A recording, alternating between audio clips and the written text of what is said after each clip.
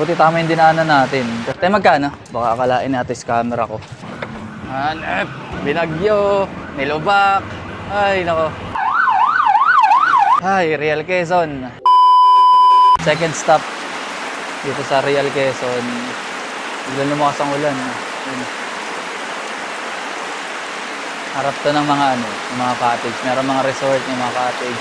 Pero nakita ko kasi itong itong parang maliit na food stall. Eh sakto, nag-alarm na naman. Hindi ko pala narinig yung alarm. 10:20 na ako nakababa dito.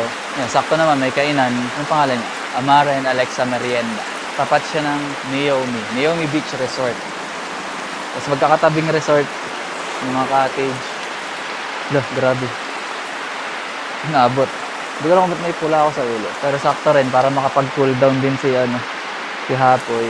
Saka check ko rin pala. Check natin kung nasa na tayo. At kung ilan na ang ilang oras na lang. Malulubat na rin yata ulit. Jollibee Family yun next. 57 minutes. Para dun sa pinakang siya. Parang buntot na siya ng paniki. Ayun tayo. Tas ito yung next Jollibee Family. Kasi may 2 daan kanina yung may estatwa ni Quezon. Kumanan ako. Buti tama yung daan. Kakain muna ako. Kasi medyo gutom. At saka hindi pa pala ako umiinom. 4 na oras na yun. Kaso hindi ako kakain na marami. Parang isang burger lang na maliit para makapagsamgyup pa mamaya. Kain muna ako ng burger habang nagpapatila ng ulan. At nagpapacool down si Hapo. Yung helmet ko yun basa na. Pero yun, see you later.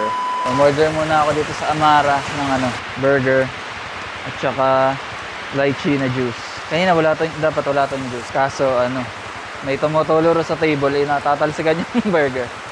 Orderan ko na para may pangharang. Kakain muna ako tapos pamila na ulan. 57 minutes papunta sa Fami. Siguro mga 2 oras pa. O 3. Mga 2 hours pa uwi. Buti nakahinga-hinga yung pahinga.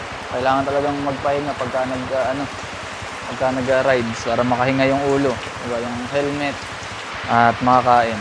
Dapat di ako mabusog masyado. At palubat na rin. Kaya yan, kakain muna ako. See you mamaya bago umalis. Yun, may problema ako. Yung sa Blue Baguettes kanina, yung letter B, barya. Tapos ngayon walang ako pala yung walang barya. Kulang barya ko, 35 lang. Ay, ang nakain ko, 55 pesos. Nag-check ako dun kanina dun sa bus, sa conductor. Kaso, wala daw. Ngayon, namumroblema ko, wala rin Gcash. Pero may nakita akong tindahan dito. Ayan natin. Yun na lang. Parang training lang.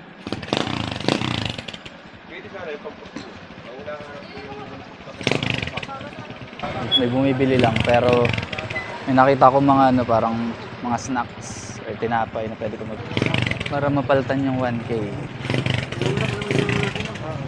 Ito.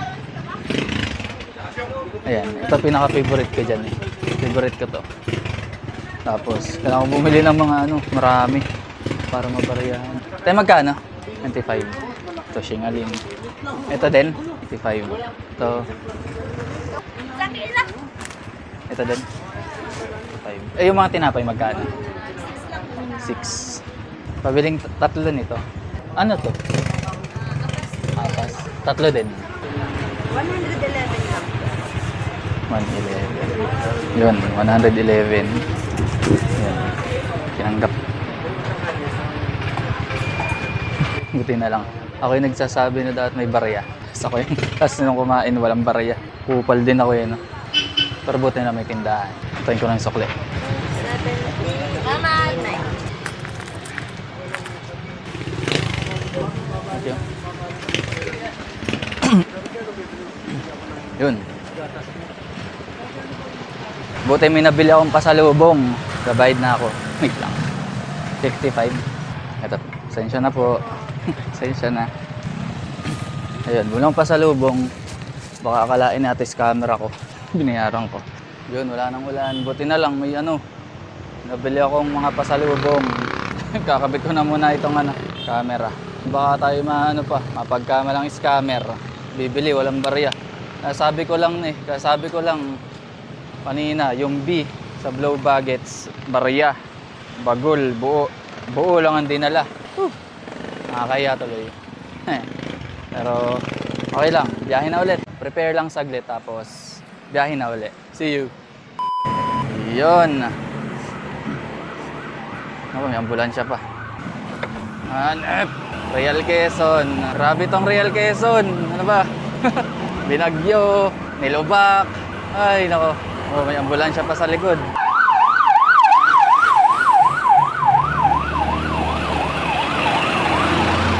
Grabe.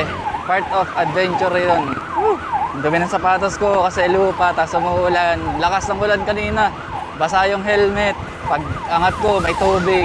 Walang barya. Epic fail talaga yung barya. Pero naiinis ako dun sa ano. Grabe naman. Nalubak pa.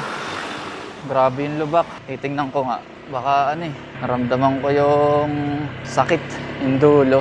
Naramdaman ko yung sakit eh. Yung dulo nung shock yata sa unahan. Teka, titigil lang ako saglit. Lalagpasan ko lang itong mga lubak. Ay, Real Quezon. Ha. Anyway, ang ating next stop ay so mga 1 p.m. 1 p.m. na ang ating next na stop. Pero tingnan ko lang si Hapoy. Ano nangyari? Tingnan nyo naman, balibag na ng ano ko. Malibag na oh, ang aking sapatos. Tingnan natin kung okay pa ba. Actually, hindi ko alam kung anong tinitingnan ko eh. Basta tingnan ko, feel ko kung okay pa. Okay pa naman, wala pa namang ano, wala namang tagas. Pero, naramdaman ko kanina eh, para pag. Ay, papacheck ko na lang pagka uwi. Yan, rides pa. Pero mukhang okay pa naman. Wala namang ano.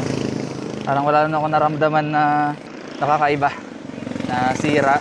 So, papacheck natin.